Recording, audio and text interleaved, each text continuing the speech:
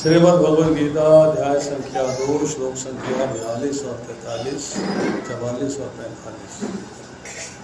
42 और 43वां श्लोक एक साथ में पढ़ता हूँ। यामिमां पुष्पितां वाचं प्रवदन्ति अप्यष्टते वेदवादृता पार्था नानदस्तीति वादिनां कामात्मान सर्पा जन्म कर्म फल प्रदान क्रिया विशेष बहुला नाम भोगेश्वर गतिम गति।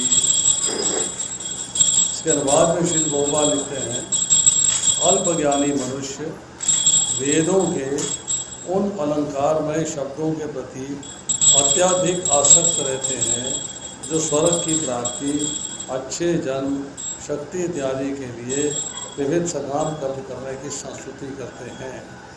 इंद्र तृप्ति तथा ऐश्वर्यमय जीवन की अभिलाषा के कारण वे कहते हैं कि इससे बढ़कर और कुछ नहीं है। बहुत ही बढ़िया श्लोक है। पहले इसका जो अनुवाद है उसकी चर्चा कर लेते हैं, उसके बाद तात्पर्य पढ़ेंगे। दूसरे अध्याय के 39वें श्लोक में भगवान कह रहे हैं, अब मैं तुम्हें निष्काम भाव से कर्म करना बता रहा हूँ। भगवान ने पर्टिकुलरली एक शब्द इस्तेमाल किया, निष्काम भाव। मतलब कर्म करना है कामना रहित, कामना सहित नहीं। कामना के बिना, अर्थात भौतिक सुख भोग को भोगने की कामना नहीं होनी चाहिए, इंद्र तृप्ति की कामना नहीं होनी चाहिए, सेल्फ एंजॉयमेंट की कामना नहीं होनी चाहिए। उसके बिना आपको कर्म करना है निष्काम कर्म। स्पेसिफिक सकाम कर्म की बात नहीं, बात हुई निष्काम कर्म। तो कहा कि इसे सुनो, हे पिता पुत्र, यदि तुम ऐसे कर्म से कार्य करोगे तो कर्म के बंधन से मुक्त हो जाओ। यहाँ समझना है कि कर्म का बंधन क्या है और उसका नुकसान क्या है। कर्म बंधन ना हो तो उसका फायदा क्या है, दो बातें समझ में आनी चाहिए। हम जो भी कर्म करते हैं अपनी इंद्र तृप्ति के लिए, अपनी खुशी के लिए, अपनी प्रसन्नता के लिए, अपने आनंद के लिए, तो हमें उस कर्म का एक फल प्राप्त होता है। उस फल को भोगने के लिए, एंजॉय करने के लिए फिर शरीर धारण करना पड़ता है, फिर आपको शरीर धारण करना पड़ता है। बट शास्त्र ये कहता है कि आपको इस शरीर धारण से मुक्ति चाहिए, आपको भौतिक संसार से मुक्ति चाहिए। और भौतिक संसार से मुक्ति कहाँ है?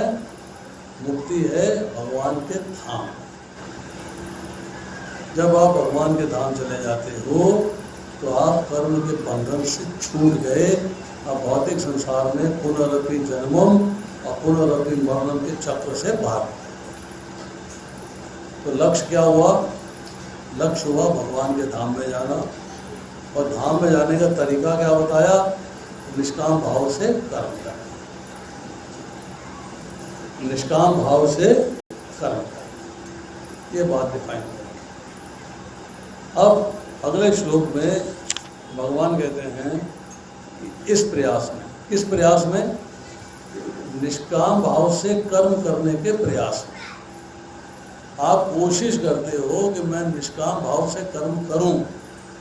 हम सब कोशिश कर रहे हैं, एवरीबडी इज प्रैक्टिसिंग, हर व्यक्ति प्रैक्टिस कर रहा है। हम निष्काम भाव से कर्म करने की प्रैक्टिस कर रहे हैं तो कहते हैं इस भाव से कर्म करने में इससे हानि नहीं होती, ना ही हास, ना ही कोई डाउनफॉल होता है। अगर इस रास्ते पे आप चलते हो, निष्काम भाव से कर्म करते रहते हो, तो अगर आपने थोड़ी सी भी प्रोग्रेस करी है तो आपकी महान भय से रक्षा करती है। तो महान भय क्या है?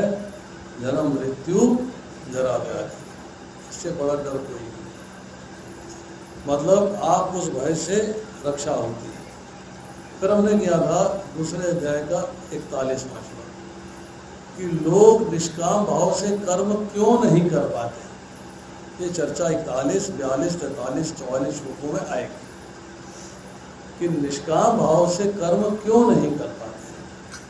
उसका कारण बताया कि जो इस मार्ग पे चलते हैं और अपने प्रयोजन में दृढ़ रहते हैं, किस मार्ग पे, निष्काम भाव से कर्म करने के रास्ते पर, उस मार्ग पे, उस प्रैक्टिस में, और उनका जो लक्ष्य होता है, उनका जो प्रयोजन होता है, उनका जो पर्पस होता है, वो दृढ़ है, पक्का है कि मुझे निष्काम भाव के मार्ग पे ही चलना है।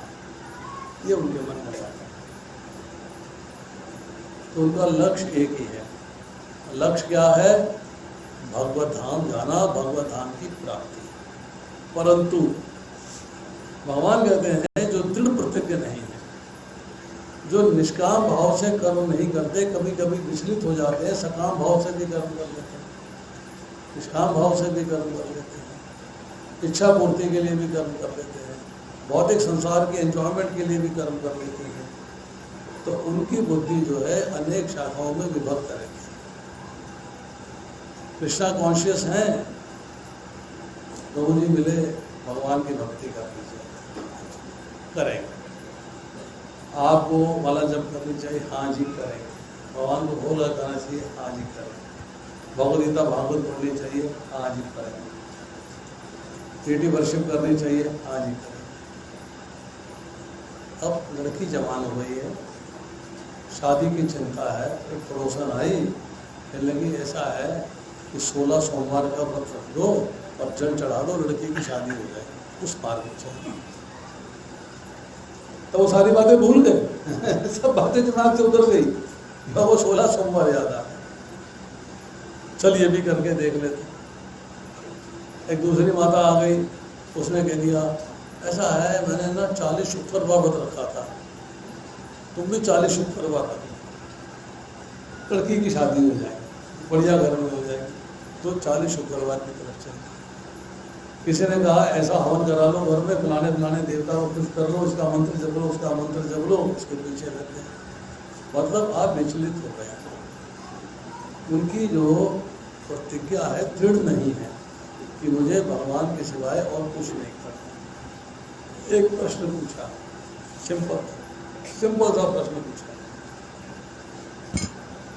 क्या आप कृष्ण की भक्ति करते हो? क्या उत्तर है?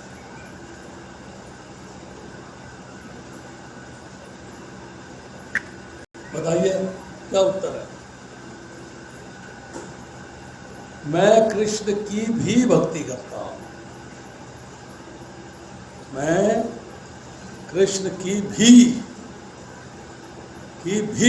भक्ति करता हूं, मतलब औरों की भी करता हूं। एक भक्त से पूछा आप कृष्ण की भक्ति करते हो? हाँ जी मैं कृष्ण की ही भक्ति करता हूं और किसी की। फर्क आ गया। तो दृढ़ प्रतिज्ञ कब होगा? जब उसके मन में ये भाव आ जाएगा कि मैं कृष्ण की ही भक्ति करता हूं। अब भगवान यहाँ बता रहे हैं, इसके बाद 5 में श्लोक करेंगे कि अल्प ज्ञानी मनुष्य जिनका ज्ञान कम है, अल्पमस कम, जिनका ज्ञान कम है उनकी चर्चा हो रही है। क्या कह रहे हैं कि वेदों के उन अलंकारमय शब्दों के प्रति अत्यधिक आसक्त रहते हैं। तो सबसे पहले जानना है कि वेदों में है क्या। वेदों में क्या है? 4 प्रकार के वेद हैं, यजुर्वेद, सामवेद, ऋग्वेद और अथर्ववेद। हर वेद के 4 अंग हैं, संहिता, ब्राह्मण, आरण्यक और उपनिषद।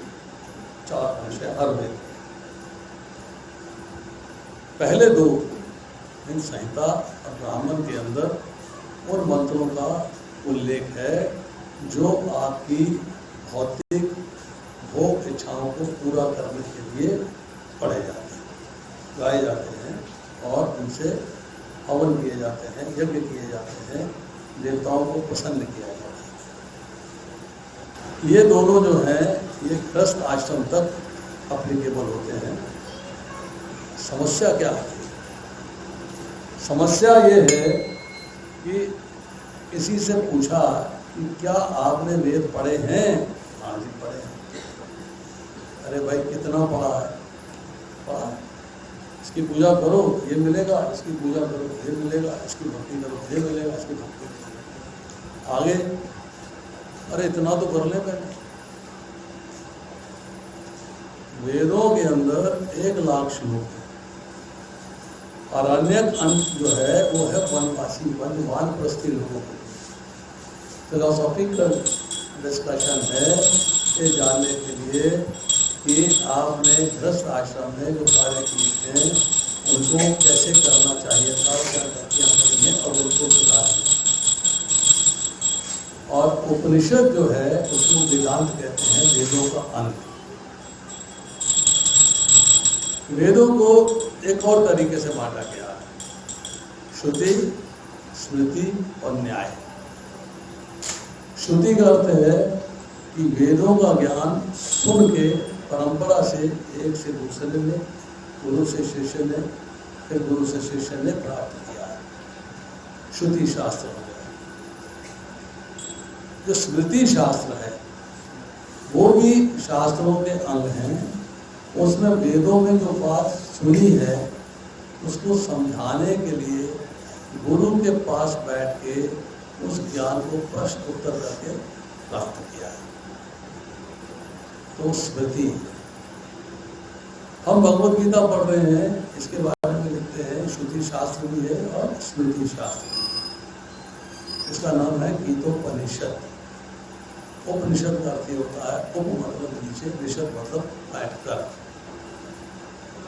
भगवद गीता का ज्ञान भगवान ने दिया है और अर्जुन ने सुना है, इसलिए श्रुति शास्त्र है। परंतु अर्जुन ने भगवान से निम्न आसन में बैठ के प्रश्न किए हैं और भगवान ने उत्तर दिए हैं, इसलिए ये स्मृति शास्त्र भी है। तो भगवद गीता श्रुति शास्त्र भी है और स्मृति शास्त्र भी है। अब 1,00,000 श्लोक तो पढ़ना किसी की बात है नहीं, कोई नहीं पढ़ सकता।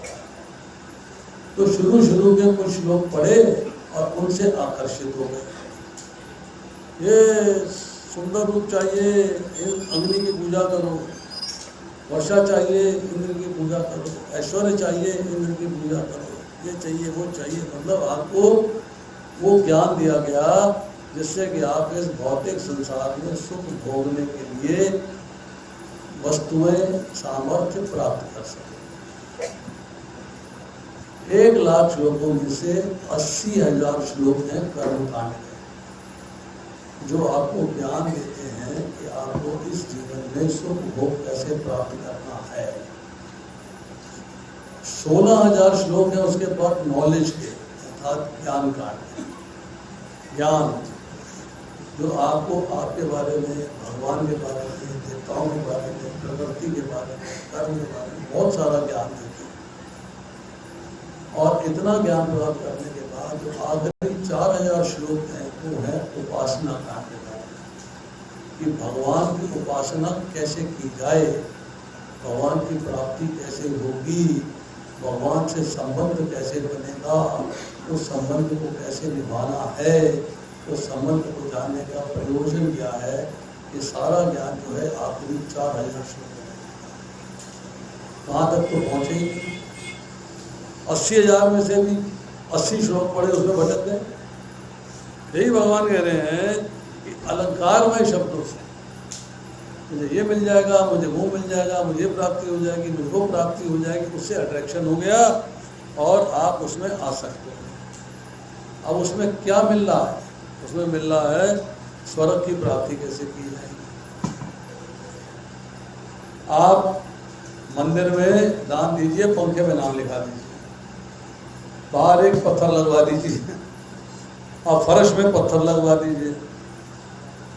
पुण्य का कार्य करिए, पुण्य सकाम कर्म करिए, पुण्य का कार्य करिए। पुण्य का कार्य करते हैं हैं तो स्वर्ग लोक तक आप जा सकते हैं, भगवान के धाम नहीं जा सकते, क्योंकि आपने निष्काम नहीं किया। आपकी कामना थी कि मेरा नाम चमकना चाहिए, मेरा नाम होना चाहिए, घड़ी है घड़ी के नीचे मेरा नाम लिखा होना चाहिए, पंखा है उसके ऊपर मेरे पर के ऊपर मेरा नाम लिखा होना चाहिए, दान पात्र है उस पर मेरा नाम लिखा होना चाहिए। मतलब आप अपने नाम के लिए, यश के लिए, सम्मान के लिए, मान के लिए लालायित हैं। तो अभी आप जो है स्वर्ग लोक की आप गवेषणा कर रहे हैं, उससे आगे नहीं बढ़ पा रहे। अच्छा जन्म मिल जाए, अगले जन्म में अच्छा घर मिल जाए, रिच फैमिली मिल जाए, धन धान्य से भरपूर हो ऐसा परिवार मिल जाए, तो इसके लिए जो सकाम कर्म है जो वेदों में दिए गए हैं उनके प्रति आकर्षित होते हैं और उन्हें ही करते हैं। इंद्र तृप्ति और ऐश्वर्यमय जीवन की अभिलाषा के कारण वे कहते हैं कि इससे बढ़कर अन्य कुछ नहीं, उससे ज़्यादा जानना ही नहीं चाहते। आप उनको समझाने का प्रयास करो तो समझते नहीं, दे डोंट अंडरस्टैंड।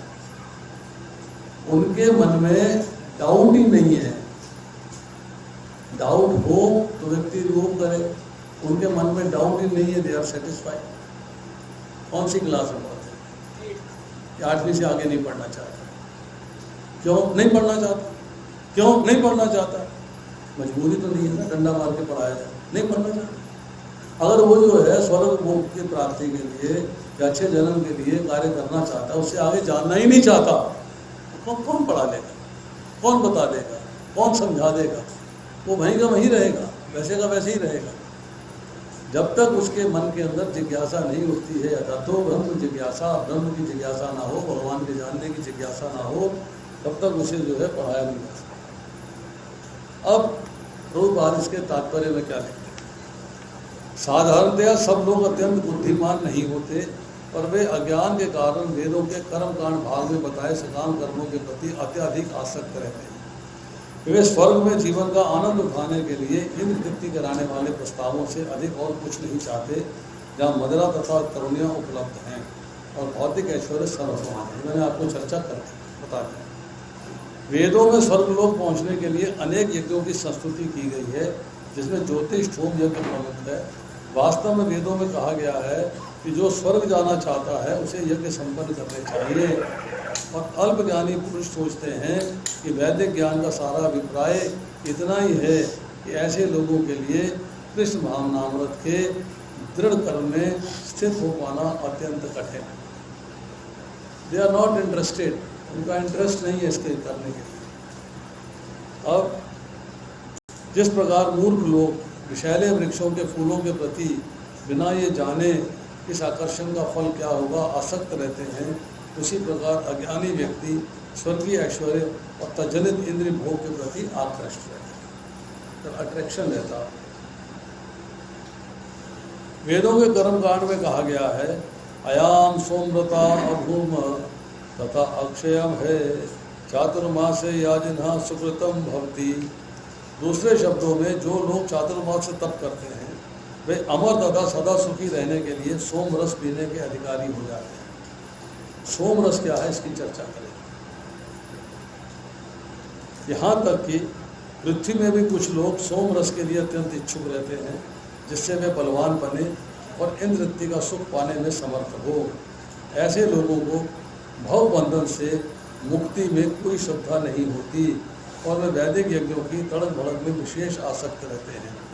वे सामान्यतः विषयी होते हैं और जीवन में स्वर्गिक आनंद के अतिरिक्त कुछ नहीं चाहते।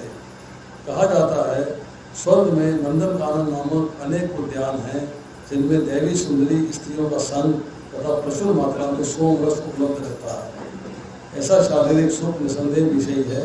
अतः वे लोग जो हैं जो भौतिक जगत के स्वामी बनकर ऐसे भौतिक अस्थायी सुख के प्रति आसक्त है।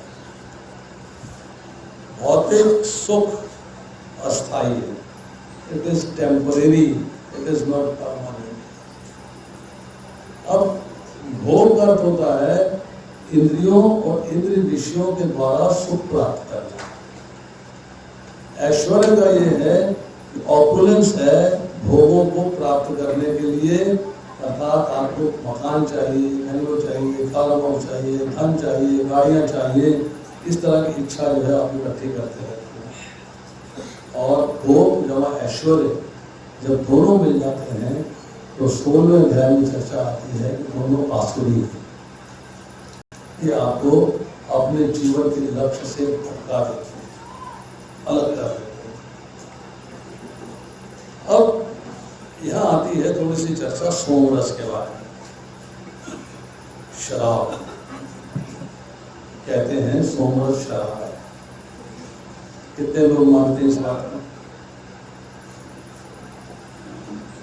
सोमरस शराब है, देवताओं की शराब है। कितने लोग मानते हैं?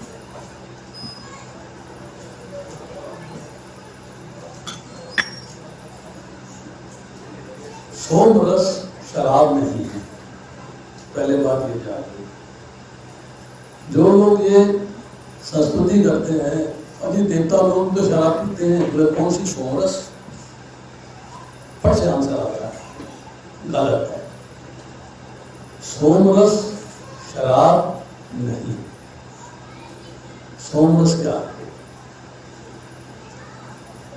आयुर्वेद में किताब है रसेंद्र चूड़ामणि, उस ग्रंथ में लिखा मिलता है, एक लता है। लता क्या होती है? जो पेड़ों पे चलती है, एक लता है जिसका नाम है सोमवल्ली। सोमवल्ली नाम से एक लता है। वो लता की पहचान क्या है?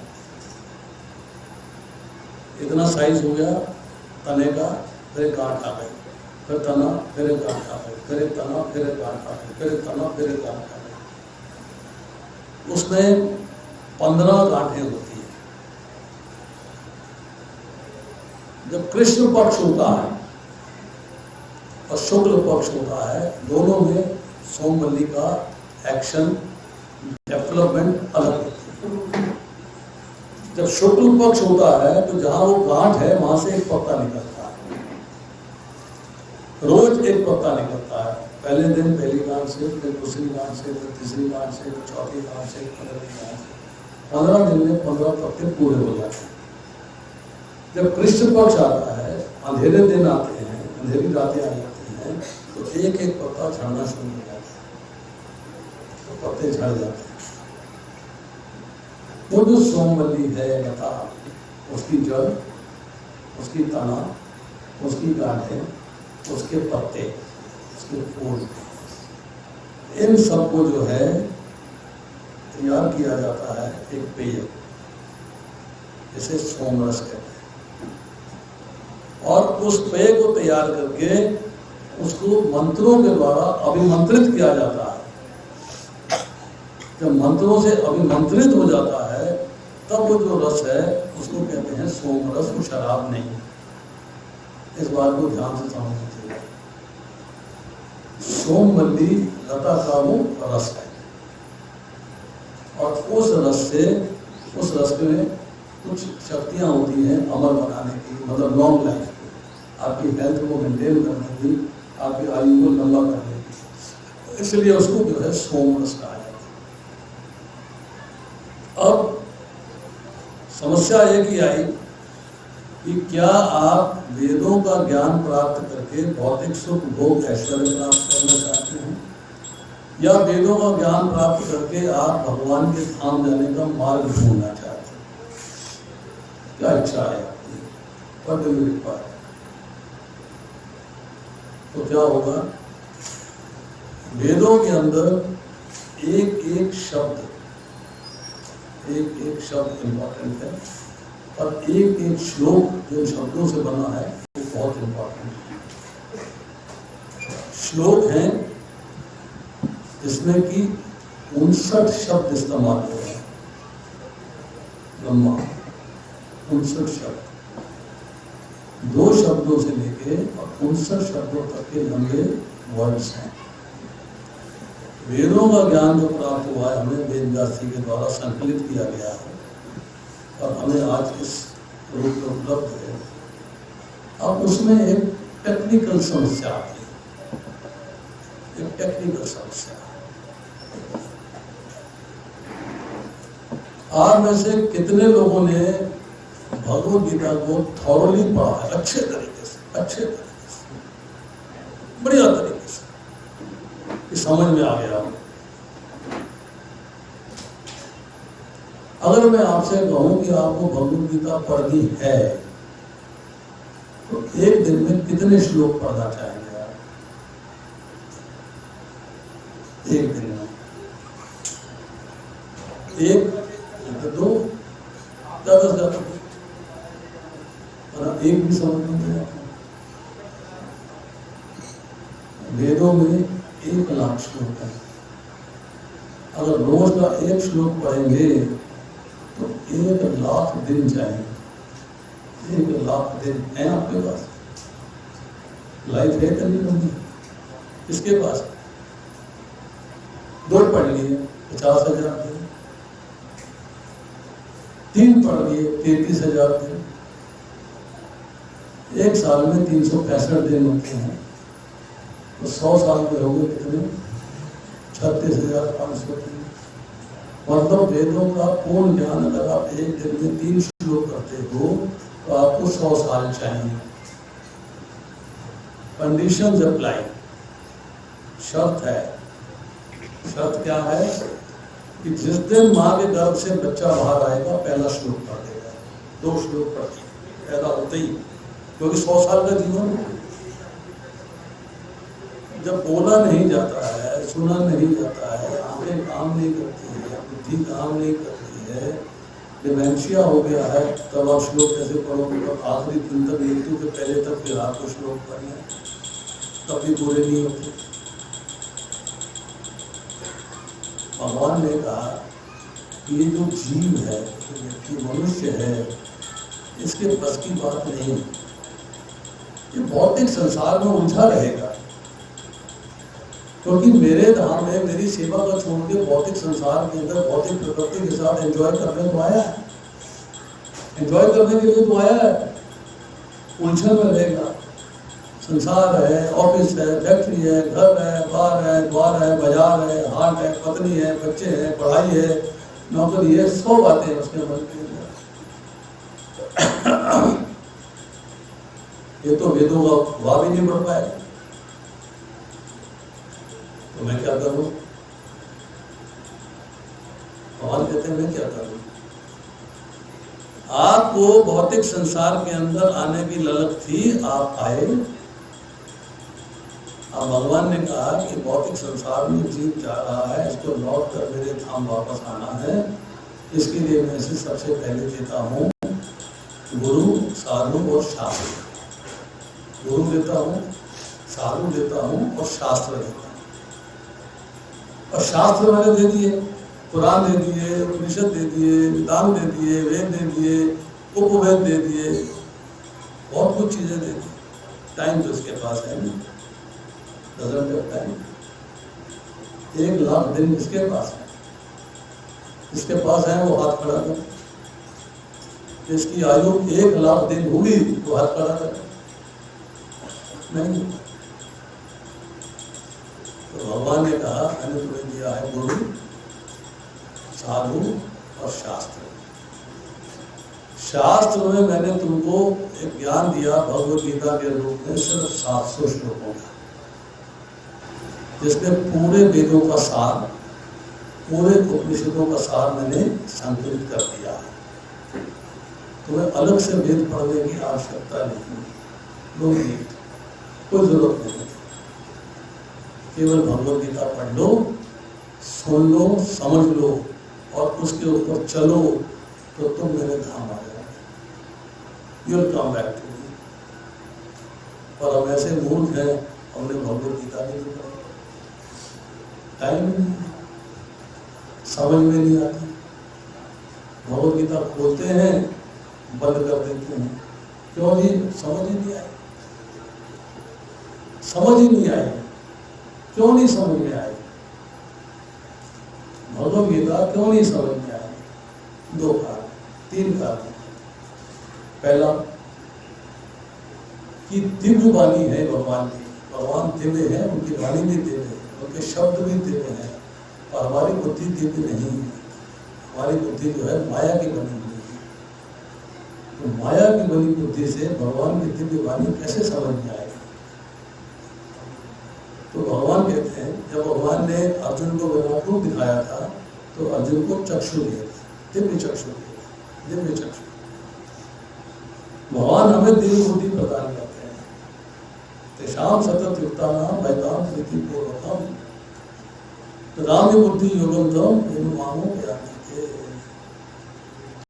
जो निरंतर लगातार प्रीति पूर्वक मेरे भजन में लगे रहते हैं, मेरी सेवा में लगे रहते हैं, उनको मैं दिव्य बुद्धि प्रदान और दिव्य बुद्धि प्राप्त करके दिव्य ज्ञान प्राप्त करते हैं और दिव्य ज्ञान प्राप्त करके उस मार्ग पे चल के मेरे धाम आ जाते हैं। हम दिव्य बुद्धि के स्वामी नहीं हैं, नंबर 1। नंबर 2, अलमारी में किताबें पड़ी हुई हैं। बच्चा है 8वीं क्लास में पढ़ता है, बाजार गया 8वीं की किताबें लिया, घर में बैठ कर पढ़नी शुरू कर दी। स्कूल क्यों जाता है? टीचर के पास क्यों जाता है? ट्यूशन क्यों करता है? ताकि जो चीज किताब में लिखी है वो अच्छे तरीके से समझ में आ जाए। तो what you need is a शिक्षा गुरु जो आपको भगवद गीता का ज्ञान ठीक से दे सके, ठीक से समझा सके, ठीक से बता सके। और अगर आपको कंफ्यूजन होते हैं, इल्यूजन आता है, भ्रम होता है, समझ में नहीं आता है, तो क्वेश्चन आंसर के माध्यम से इसको क्लियर करें ताकि आप भगवद गीता को अच्छे तरीके से समझ सकें। तीसरा क्या है कि चूंकि हम भौतिक सुख भोग ऐश्वर्य में इतने रचे हुए हैं कि हम भगवद गीता या भगवान का ज्ञान प्राप्त करने में हमारी रुचि नहीं होती, सिंसियरिटी नहीं है, सीरियसनेस नहीं है। सीरियसनेस होनी चाहिए, सिंसियरिटी होनी चाहिए। बच्चे को स्कूल जाना है ना, 6:30 बजे बस आ जाती है सुबह, माता 5 बजे उठ के बच्चे को जगाती है, तैयार करती है, 6:15 बजे बस स्टॉप पे खड़ी हो जाती है। या पिता या माता या दादा या दादी कोई भी बच्चे को खड़े हो जाते हैं, बस मिस ना हो जाए। जब भगवद गीता की बात आती, पढ़ लेंगे, छेती क्या जल्दी है, पढ़ लें, कोई गल नहीं, चलेगा। यहाँ पर असेंशियल है कि वे लोग जो भौतिक जगत के स्वामी बनकर भौतिक अस्थायी सुख के प्रति आसक्त हैं, उनका ध्यान भगवान के प्रति आसक्त होने का नहीं है। अगर आपको भगवान के प्रति आसक्त होना है तो उसके भी कुछ नियम हैं, कायदे हैं, कानून हैं, उनका पालन करें, उनका पालन करें। भगवद गीता के 13वें अध्याय में, ये 13वां अध्याय इसी बुक का 8वें से लेकर 12वें श्लोक में प्रभुपाद लिखते हैं उसके तात्पर्य में। बहुत सुंदर तात्पर्य लिखा है, बहुत लंबा तात्पर्य है। तात्पर्य के 3रे पृष्ठ में पैराग्राफ नंबर है, उसमें लिखते हैं कि व्यक्ति को 4 कार्य करने चाहिए। 4 कार्य। अगर उसे जो है भगवत भक्त बनना है, कृष्णा कॉन्शियस अपनी प्रोग्रेस करनी है, परिवार में सुख और शांति चाहिए, तो उसे 4 कार्य करने चाहिए। कार्य नंबर 1, भगवान के नाम का जप। हरे कृष्णा कृष्णा कृष्णा हरे हरे, हरे राम राम राम हरे हरे। मैं पढ़ के सुना सकता हूँ, पढ़ लीजिएगा जाके। दूसरा कार्य है भगवान का उच्चिष्ट, अर्थात भोग लगने के बाद प्रसाद को ग्रहण करना। तीसरा श्रीमद् भगवद गीता और भागवत को सुनना और पढ़ना। और चौथा भगवान की साक्षात सेवा, डेटी वर्शिप। अगर आप अपने घर में 4 कार्य करते हो तो आप कृष्णा कॉन्शियसनेस में प्रोग्रेस कर रहे हैं। ये 4 कार्य आपको भौतिक संसार के अंदर घर में रहते हुए असेंशियल करने चाहिए। अब आती है श्लोक संख्या 44। भोगैश्वर्य प्रत्तानाम तथा अपरिचेतसाम व्यवसाय आत्मिका बुद्धि समाधो न विधीयते। जो लोग इंद्रिय भोग तथा भौतिक ऐश्वर्य के प्रति अत्यधिक आसक्त होने से ऐसी वस्तुओं से मोहग्रस्त हो जाते हैं, उनके मनों में भगवान के प्रति भक्ति का दृढ़ निश्चय नहीं होता। बड़ी सिंपल सी बात है।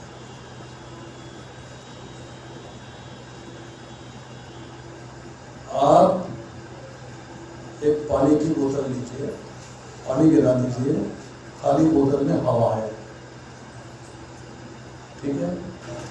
आप उस खाली बोतल को पानी के टब में डालिएगा तो हवा बाहर निकलेगी बुलबुले के रूप में और पानी गिरता जाएगा। अभी आपका मन जो है ना खाली है, बच्चा है, बड़ा हो रहा है, बाथरूम में नहीं आ रही, मन खाली है, तो उस खाली मन के अंदर जो है क्या भर रहा है? भौतिक सुख भोग के प्रति आकर्षण। भगवान के प्रति आकर्षण नहीं होगा। मुझे इस इंद्र तृप्ति कैसे करनी है, भौतिक सुख भोग कैसे प्राप्त करने हैं, ये बढ़ता चला जाएगा। जिस दिन मन में ये विचार आ जाएगा कि मुझे भगवान की भक्ति के बारे में भी सोचना है, उस दिन जब भगवान आपके हृदय में आना शुरू करेंगे, प्रेजेंट हैं, परंतु आप रियलाइज नहीं कर रहे, आप उनको समझ नहीं रहे। जिस दिन आप भगवान को समझना शुरू कर दोगे, हृदय से स्वीकार करना शुरू कर दोगे, उस दिन जो है भौतिक सुख भोग की वस्तुएं आपके हृदय से बाहर जाना शुरू हो जाएंगी।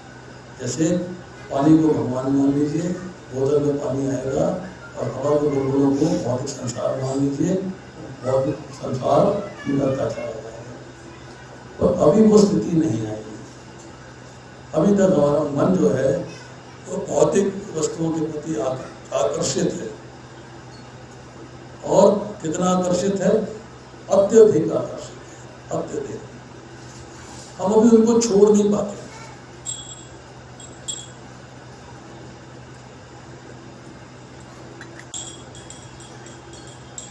आपको ट्रेवल करना, ट्रेवल चलना, एक छोटी गाड़ी है, मान लीजिए वैगनआर, एसी है, उसके अंदर सीटें हैं, स्टीयरिंग है, क्लच है, ब्रेक है, सब कुछ है। आप यहाँ से लेके दिल्ली उसमें नहीं जा सकते हैं। आपको चाहिए पेंटेलिन, आपको चाहिए मर्सिडीज, आपको चाहिए ऑडी। उसको पैदा करने के लिए, उसको खरीदने के लिए उतना ही धन पैदा करना पड़ेगा। तो क्या होगा कि आप भौतिक सुख भोग के प्रति आकर्षित हो गए। मेरे को प्रचार करना है, मेरा छोटी गाड़ी से काम चलता है, मुझे इतनी बड़ी गाड़ी की जरूरत क्या है? मैं जितना ध्यान अपना ऑडी के लिए पैसा कमाने में लगाऊंगा, उतना ध्यान मैं भगवान की सेवा में लगाऊंगा, उतना ध्यान मैं भागवत में, भगवद गीता में लगाऊंगा, उतना ध्यान में भगवान की कृति वर्षिप में लगाऊं, भगवान को भोग लगाने में नहीं। क्योंकि वो लालच, लौल्य, भौतिक संसार के सुख भोग का हमारे मन से निकलता नहीं। लोग लिखते हैं, अगर आपके पास धन की अधिकता है तो उसको प्रचार में खर्च करो, भगवान का मंदिर बनाने में खर्च करो। अगर आपको अनायास पैसा आ रहा है, बिजनेस आपका बहुत अच्छा चल रहा है, आपको अनायास पैसा आता चला जा रहा है, सामान बिकता जा रहा है, पैसा आता जा रहा है, खाना कितना है मैं आपको बताता हूँ, डॉक्टर होने के नाते बताता हूँ। 60 साल का आदमी आया, 55 साल का आदमी आया, देखो घी नहीं खाना, तेरा कोलेस्ट्रॉल जा रहा है, देसी घी बंद हो गया, क्या खाएगा? सरसों का तेल, बड़ी बदबू आती है, उबाल ले, धुआं निकाल ले, उसके बाद खा ले। तो खाना तेरे को सरसों का तेल ही है, देसी घी नहीं खाना। अब सरसों के तेल की बोतल उसकी 140-50 रुपए में आती, देसी घी का डिब्बा आता है 600 रुपए में। परंतु मेरे को तो देसी घी खाना बड़ा अच्छा लगता है, क्योंकि पैसा है मेरे पास। अरे जो पैसा बचा रहा है ठाकुर जी की सेवा में लगा, ये जा रही है, परंतु अभी वो लालच भोगने का नहीं छूटा। लालच नहीं छूटा। तो प्रभुपाद कहते हैं कि अगर आपके पास धन की अधिकता है, आपके पास धन अनायास आ रहा है, आप उसके लिए मारम्मार नहीं कर रहे हैं, तो आपको उस धन को भगवान की सेवा में इस्तेमाल करें, मंदिर बनाने में इस्तेमाल करिए, प्रचार करने में इस्तेमाल करिए, लीडरशिप में इस्तेमाल करिए, फेस्टिवल सेलिब्रेशन में इस्तेमाल करिए, दसियों तरीके इस्तेमाल करने के भगवान की सेवा। तो यहाँ जो है प्रभुपाद लिख रहे हैं समाधि, समाधो शब्द आया, उसकी समाधि का अर्थ है स्थिर मन।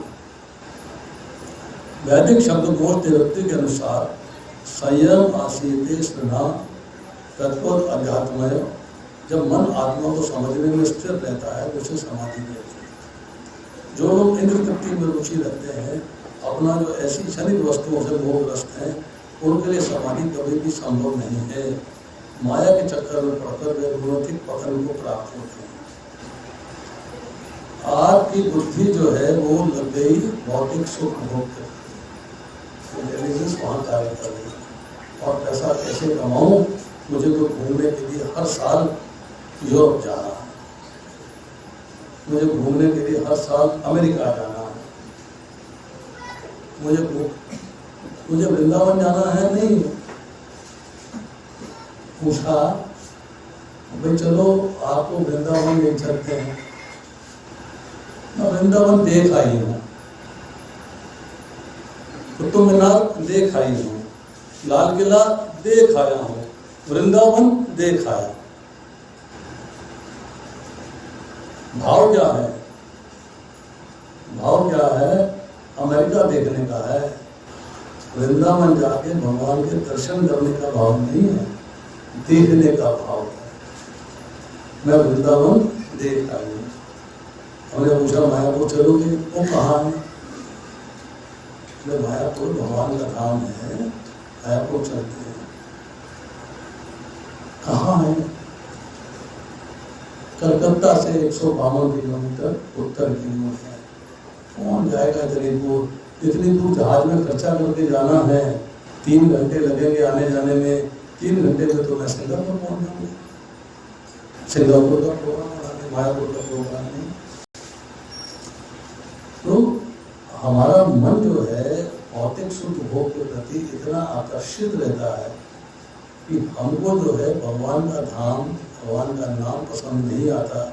हमको पसंद आती वो चीजें जो हमारी इंद्र तृप्ति करती है। यह समाधि का मतलब स्थिर मन। आपका मन स्थिर हो गया है, किसमें? भगवान में। मन स्थिर है, वहां उसी के अनुसार चलना है, अपनी मर्जी से कुछ नहीं करना है, इंद्र भोग में रुचि नहीं होनी चाहिए। ये बात बिल्कुल क्लियर कट और स्पष्ट होनी चाहिए। अब आती है श्लोक संख्या 45।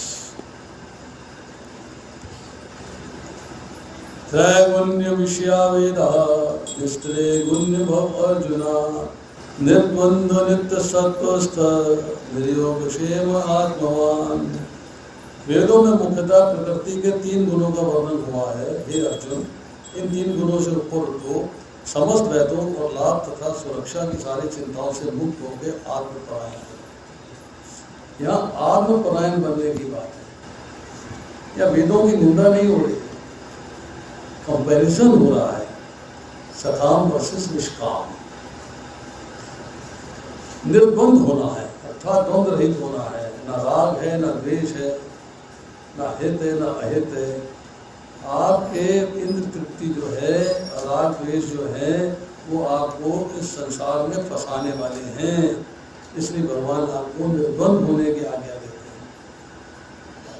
अब जब आप राग और द्वेष में फंस जाते हो, राग होता है आपका भौतिक संसार के प्रति, तो आपका भगवान के प्रति नाम नहीं हो पाता, क्योंकि मन के अंदर, बुद्धि के अंदर भौतिक संसार समाया हुआ है, वो लपेटा हुआ है।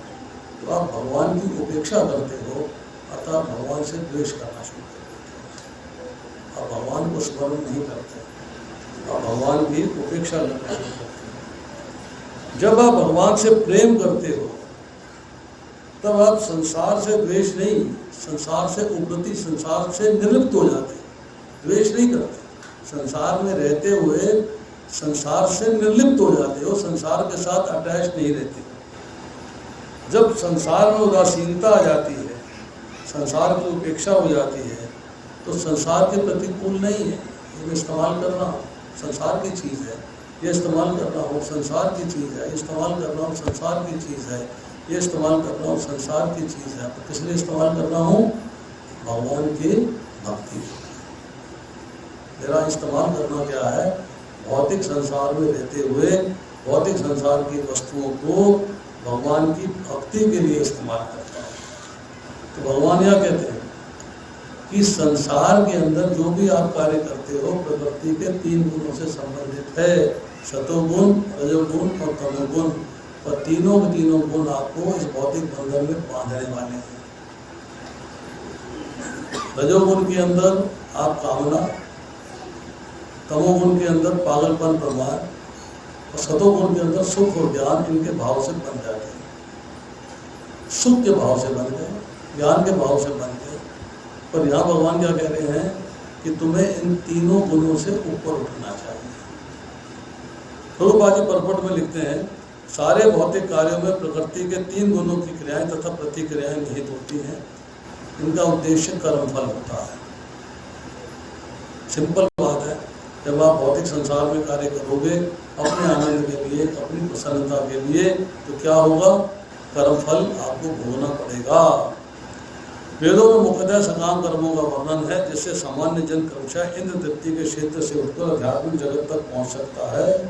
कृष्ण अपने शिष्य और मित्र के रूप में अर्जुन को सलाह देते हैं कि वेदांत दर्शन के आध्यात्मिक पद से ऊपर उठे, जिसका प्रारंभ ब्रह्म जिज्ञासा अथवा परम आध्यात्मिकता के प्रश्नों से होता है। अथवा तो ब्रह्म जिज्ञासा है, कौन हूँ, भगवान कौन है, मेरा संबंध क्या है, संबंध कैसे निभाना, वगैरह वगैरह वगैरह, आत्म साक्षात्कार का ज्ञान उसमें होना चाहिए।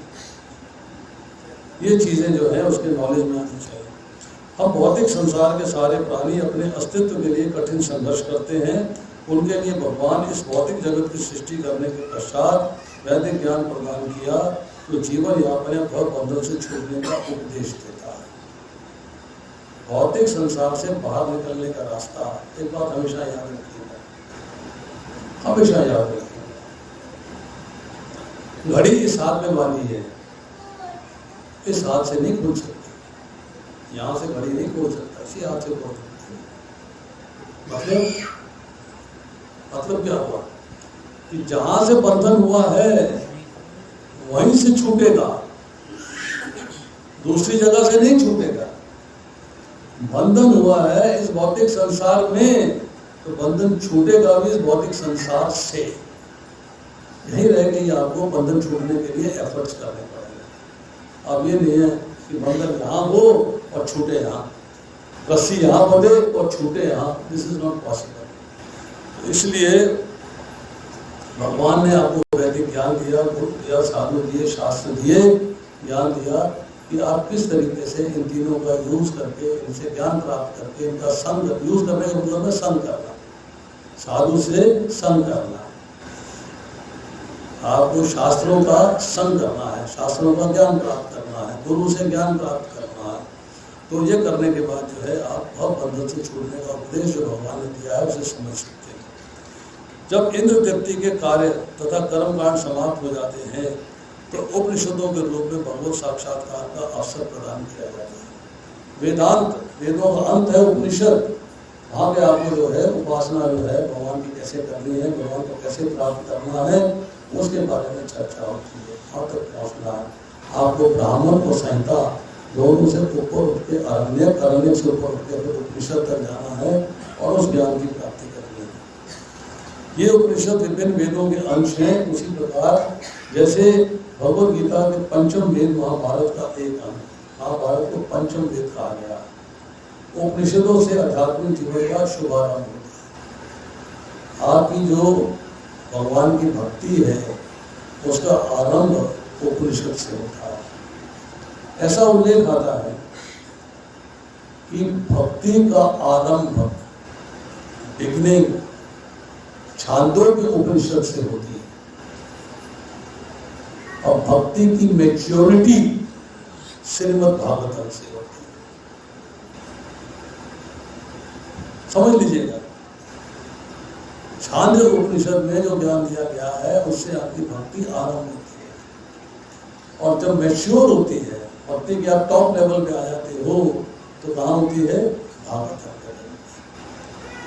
प्रभुपाद का ग्रंथ है क्वेस्ट फॉर एनलाइटनमेंट।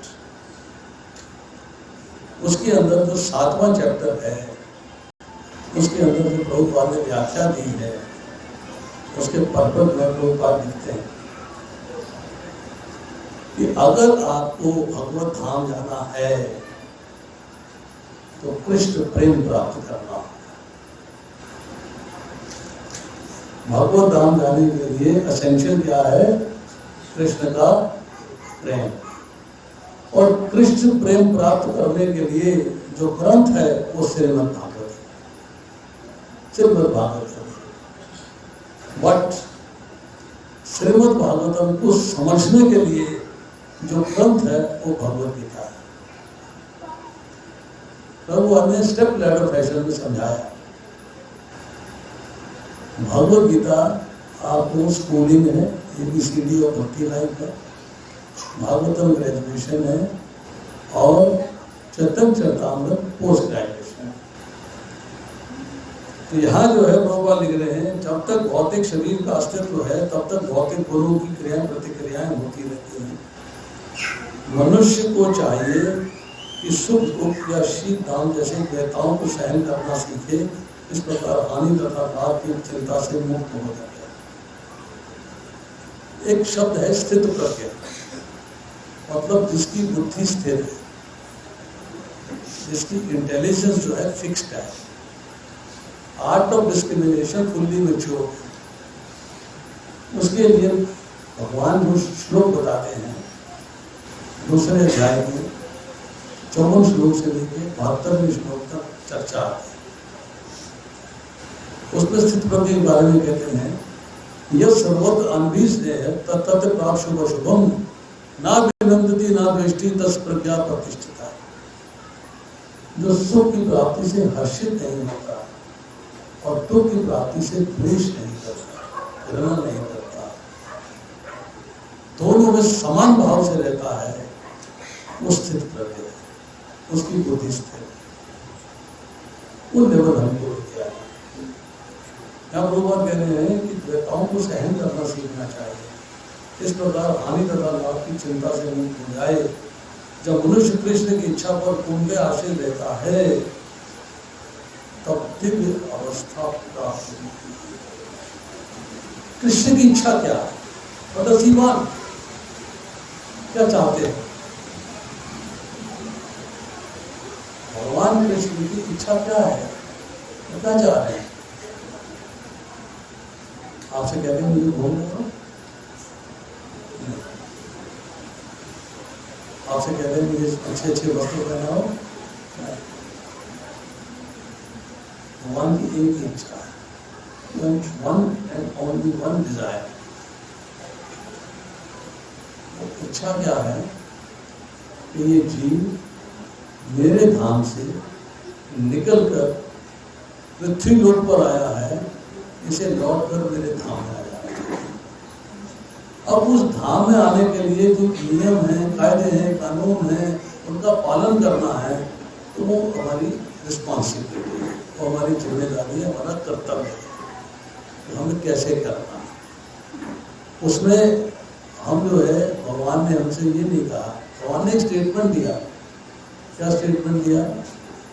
कि जो मेरे को भोग लगा के प्रसाद के रूप में ग्रहण करते हैं तो पापों से मुक्त हो जाते हैं। आपको ऑप्शन दिए, आपको अपनी डिजायर नहीं बताया, ऑप्शन दिया है। आप पापों से मुक्त होना चाहते हो, मेरे धाम आना चाहते हो, तो मुझे भोग लगा के प्रसाद के रूप में खाओ।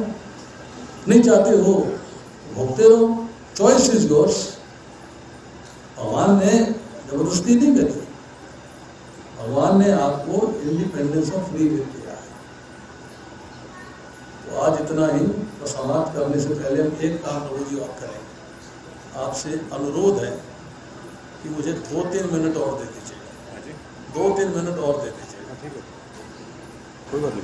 कुछ बच्चे हैं मेरे पास जिन्होंने कुछ श्लोक याद किए हैं, वो आज बोलना चाहते हैं, आ जाएं बच्चे।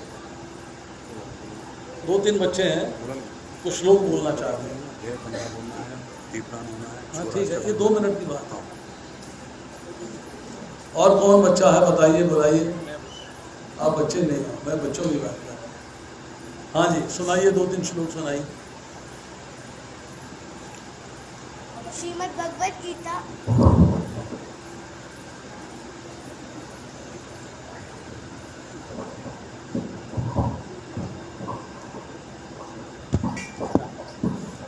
हरे कृष्णा।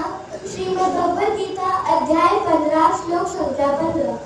सर्वस्य चाहं हृदि सन्निविष्टो मत्तः स्मृति ज्ञानमपोहनं च वेदैश्च सर्वैरहमेव विद्यो वेदांत कृद्वेद विदेव चाहम्।